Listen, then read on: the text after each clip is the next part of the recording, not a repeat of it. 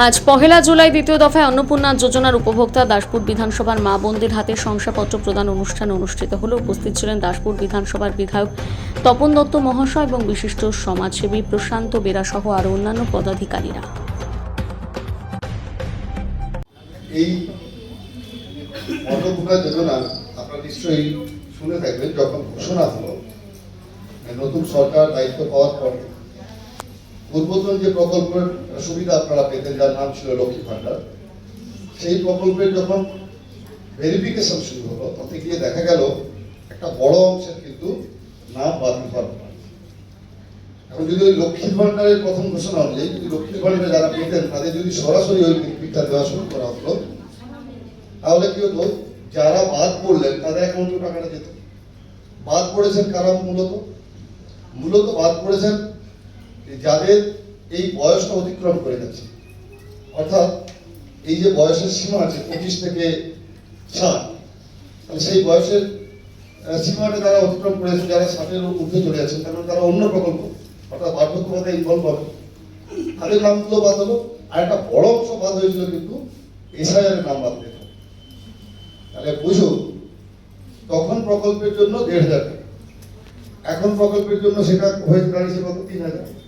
তাহলে যদি ভুয়ো সরকারি যে তথ্য ছিল, প্রায় অ্যাপ্রক্সিমেট 37 লক্ষের মতো সামথিং অ্যাকাউন্ট পাওয়া গেছে যেটা বাতিল হওয়ার। তাহলে যদি ওই 3,000 করে 37 লক্ষ অ্যাকাউন্টে টাকা যেত, কত কোটি টাকা সরকারের বেরিয়ে আসে, সেই টাকাটা কাঁদে আমাদেরই।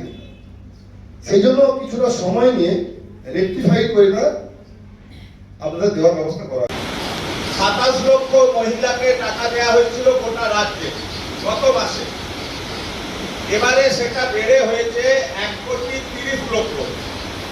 তার মানে 1,03 লক্ষ অতিরিক্ত লোক এবারে পাচ্ছে।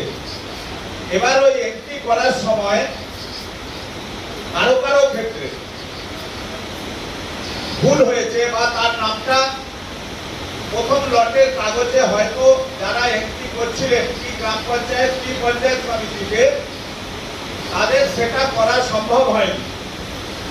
কোনো অঞ্চলে এরকম কিছু লোকের কোনো অঞ্চলে কিছু মহিলার নাম এইভাবে বাদ গেছে। এর জন্য দুঃখ পাওয়ার আপনাদের কিছু নেই।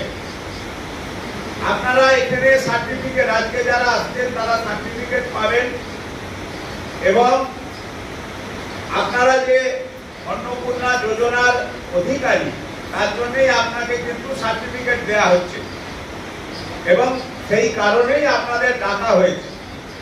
কিন্তু যারা ট্যাক্স দেয়, যাদের এই ক্রাইটেরিয়া বলে দেওয়া হয়েছে, কি কি ক্রাইটেরিয়া থাকবে অন্নপূর্ণা যোজনার টাকা পাবে না, সেটা কিন্তু বলে দেওয়া হয়েছে।